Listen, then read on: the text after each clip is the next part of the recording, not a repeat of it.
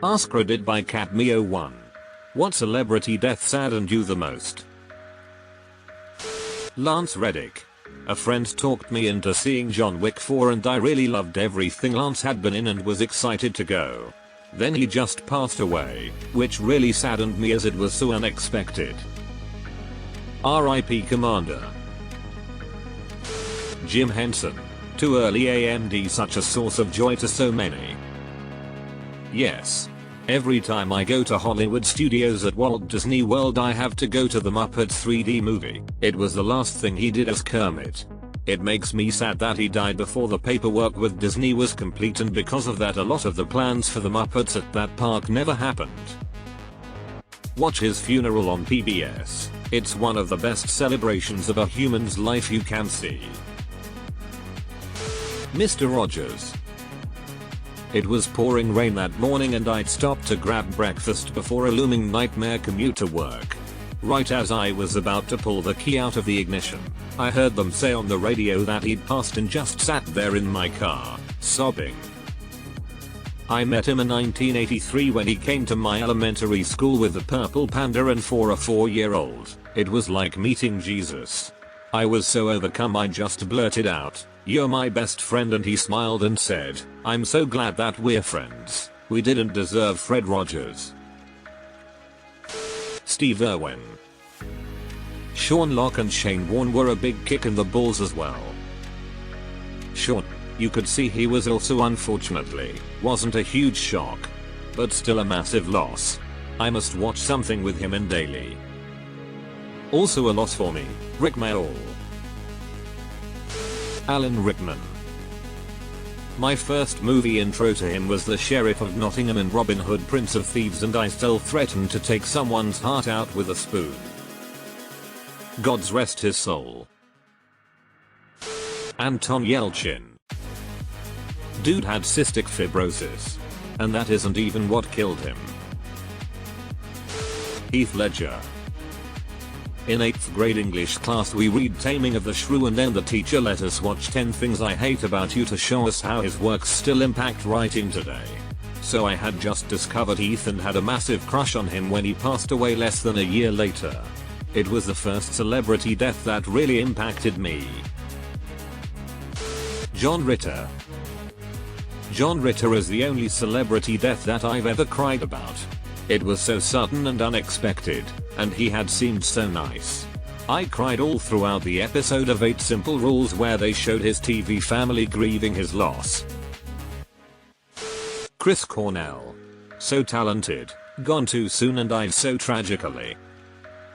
I saw him and Chester Bennington in 2007 together. Hell of a show. They're the reason I never hesitate to say yes to a concert now. Grant Imahara. His death was so random and unexpected I genuinely didn't believe he died. For a couple days after it happened I was silently convinced it was an internet prank. Watching the videos of Adam Savage touring his workshop was really hard too.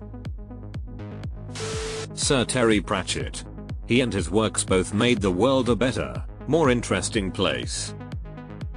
Terry Pratchett is and always will be my favorite author. He could make me laugh and cry in the same sentence. Even now, years later, when I reread his books I find references or subtleties I missed the last time. He died towards the end of my pregnancy with my youngest. It was a horrible, very traumatic pregnancy and very dark time for me. His death made it worse, especially as his books always brought comfort. It has been several years since then and I still cannot bring myself to read the last book as I am still not ready for it to be over. Norm. I didn't even know he was sick. Chris Farley. Nothing like crying in front of your Christmas tree. Watched Chris Rock talk about his death on the Howard Stern show, from like 15 years ago or something. He talked about how frustrating the inevitability of it felt. He said that the people that he was really mad at and would never forgive are the people who kept him just sober enough to keep making them money. You know, producers and people like that. Those cunts. They'd acknowledge the seriousness of his addiction's other issues by sticking him in rehab, then act like he was cured 30 days later and throw him back into some production until he'd inevitably relapse and the process would start again. Anthony Bourdain. I miss his snarky attitude.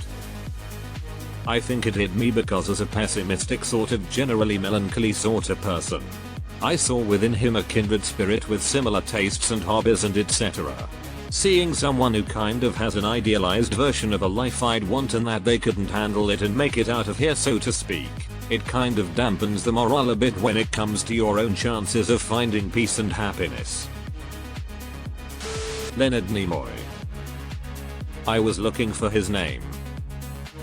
I have only recently started watching Star Trek by the request of my boyfriend and Spock immediately became my favorite character. I looked him up on Google one day and found out he has been dead for the past 8 years. Cameron Boyce. So young. This one upset me a lot. Not on everyone's radar, because he was a Disney kid. Definitely a shock when it happened. I'm older but my kids are at an age where we spent a ton of time watching Jesse and those Descendant movies. Basically watched that kid grow up. He was ridiculously talented. Had comedic timing down. Could dance crazy good. And he just seemed like an all-around good human being.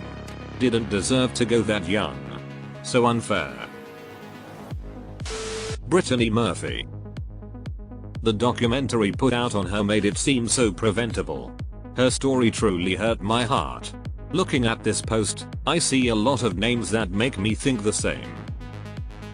It really makes me think about how so many stars are used and manipulated for their worth, with no regard given to their personal health. If one or two strong friends or family members had stepped up and said done something, we'd still have some of these people. R.I.P. Edit. Doc name is what happened. Brittany Murphy. James Gandolfini was an immense talent and people often forget how The Sopranos changed the entire landscape of television. His acting helped usher in a golden age of television that's still going strong to this day.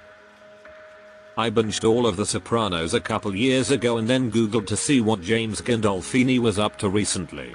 Was absolutely gutted to find out he died. Chester Bennington. Losing Chris Cornell and Chester as quickly, and the context of their friendship, was as truly devastating. Leslie Nielsen. Naked Gun movies and Airplane are my favorite comedy movies and I keep rewatching them all the time. Airplane is incredible. Eddie Guerrero. Viva la Raza.